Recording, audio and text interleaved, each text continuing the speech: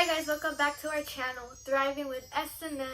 I'm Saskia, and as you guys can see, Mitzy's not here with me today, and that is because we are going to be filming two separate videos. There's going to be part 1 and part 2. As you guys read by the title, I am going to be sharing my testimony. So without further ado, let's get started. I wasn't born in church, but I grew up in church. At the beginning when we started going to church, I saw everything so beautiful. I'm like, oh my god, I love church and stuff like that. There were so many amazing people at church, and I just loved going to church when I was around like 8 or 9 years old. I grew up knowing there was a God, but I never had like a relationship with God. I've always struggled back then to maintain a relationship with God. Throughout my middle school years, I would be one person at church and then I would be another person at school. I'm pretty sure a lot of us have experienced that. So throughout my middle school years, when we enter our teen years, we're all so rebelde and we all have bad influence friends and we're over here doing stuff we're not supposed to do. This girl was one of them. So throughout my middle school years, I always wanted to be that popular girl. I always wanted to be that girl that fitted in with everybody. I always wanted to be with that crowd. I had good friends and I had bad influence people in my life. I was doing stuff I wasn't supposed to do. I would constantly say bad words. I remember in my middle school years, I had fell into depression and I was just going through so much. I went to youth camp in 2016. It was my second time going actually. And I remember God telling me like, you know, enough is enough. You can't be one person in church and another person outside of church. My whole 9th grade year, I felt God trying to get his attention to me. One reason why I didn't want to fully give my life to God was because I didn't want to be that girl that always had to wear dresses and skirts. As you guys know in the modesty video, I explained how I didn't want my friends to look at me weird for, you know, being that Christian girl. I didn't want to give my life to God because I didn't want to change who I was back then. 2017, I started taking baptism classes. After like I was done with all my classes, it took like a month or so.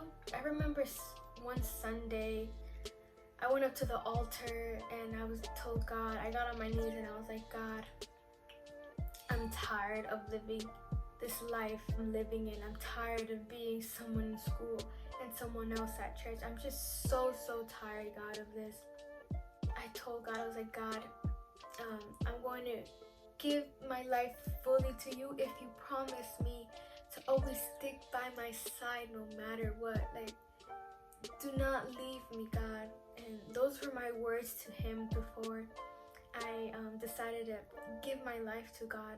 July 1st was the day I got baptized. It was the best decision I could have made. I'm very thankful for everything. After I got baptized, I went into 10th grade. I was a completely different person. Throughout this process, I lost many friends. It wasn't easy at first, you know, going into school, being that Christian girl. It wasn't easy whatsoever, but it does get better.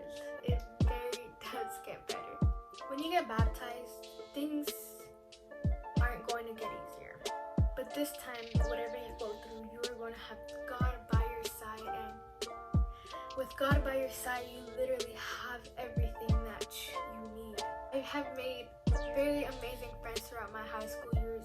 They supported me and accepted me for who I was, for who I actually am. Until this day, they're still there. I still talk to them every single day. I'm so thankful for my parents. They have pushed me to become the person I am today. And of course, my youth, they've always been there. They've been very supportive, and I'm just so thankful for everyone and just everything in my life. I also wanted to talk about one last thing before I end this video. When I started my senior year, I get called to the counselor's office because my counselor was telling me that for me to get my high school diploma, I still needed my reading requirement. At that point, I was like, okay, yeah, that's fine. I'll get it done. Well, I signed up to take the SAT a few times because the SAT covers your reading requirement as well. The first few times I took the SAT, I never got the score. You're supposed to get a 430 to pass. I was in like the 300s, 350s. Only the reading part, not for the whole test. And I remember struggling with that test, and I was like, God, what is going on? Like, why can I not pass this test? December, I took it again, and I told God, I was like, God, this is the last time I'm gonna take this test. I know it, and I can feel it. I took the test. A few weeks later, I got my results. I opened the results. I didn't pass the test. My heart felt crushed. It was just so done. I was like, God, what am I doing wrong? I remember telling myself, I was like, why can't I get this done? Like, why am I struggling with this? You guys, I was this close to giving up. Like, I told God, I was like, God, I can't do this anymore. Like, I'm dropping out. Like, I just can't anymore with this, because I was constantly so hurt about this. I felt like God wasn't even there.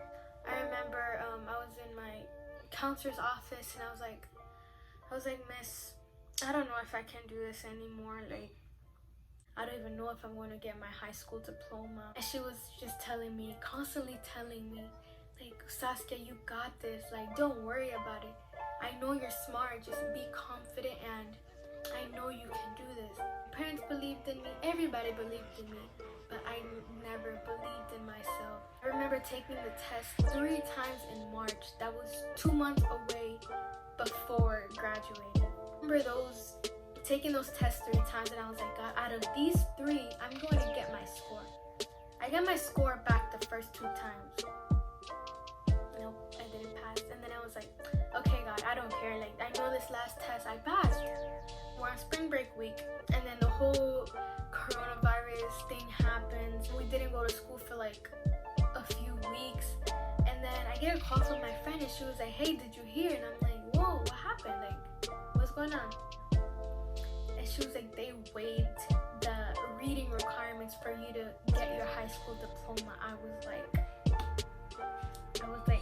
are you serious? Like, don't play with me. She was like, I'm so serious. And I was like, the first thing I did, you guys, I kid you not, I got on my knees and I just told God, and I was in tears. Told God, I was like, thank you, Jesus. Like, He heard my prayers. I just had to have faith in myself for me to be able to do it. All I had to do was to believe in myself.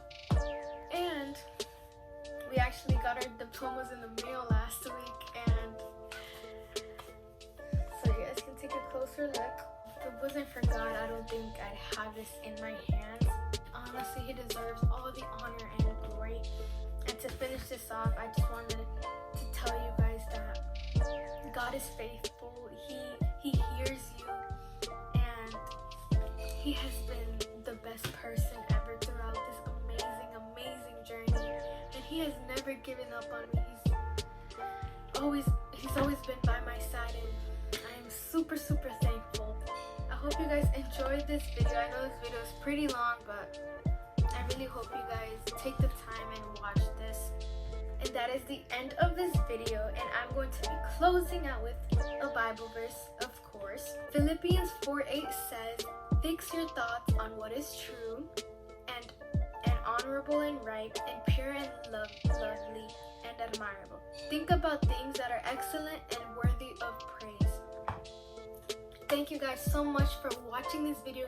Give it a thumbs up and comment down below if you guys want to see more videos like this. So thank you guys so much for watching, and God bless each and every one of you. If you guys have any prayer requests, feel free to DM us or leave them in the comments down below. We are going to be posting part 2, and that is going to be Mitzy, and make sure you guys go check her video out. That is it for today's video, and bye guys. God bless you all, and stay safe during these times.